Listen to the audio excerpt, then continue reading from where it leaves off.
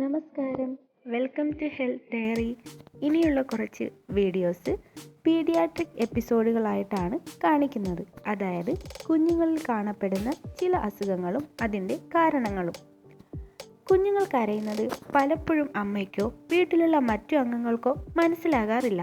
എന്നാൽ കുഞ്ഞുങ്ങളുടെ ശരീരഭാഷ നോക്കി എന്തിനാണ് കുഞ്ഞ് കരയുന്നതെന്ന് കണ്ടെത്താം.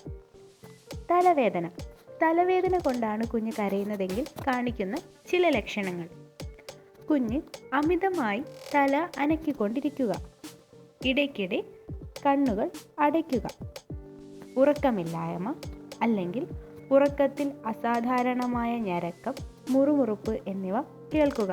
അതുപോലെ കുഞ്ഞ് അതീവ ക്ഷീണിതനായി കാണുക. ഇനി മറ്റെന്തെങ്കിലും കാരണം കൊണ്ടാണോ കുഞ്ഞുങ്ങൾ കരയുന്നതെന്ന് മനസ്സിലാക്കുന്നതിനായി അടുത്ത വീഡിയോ കാണുക.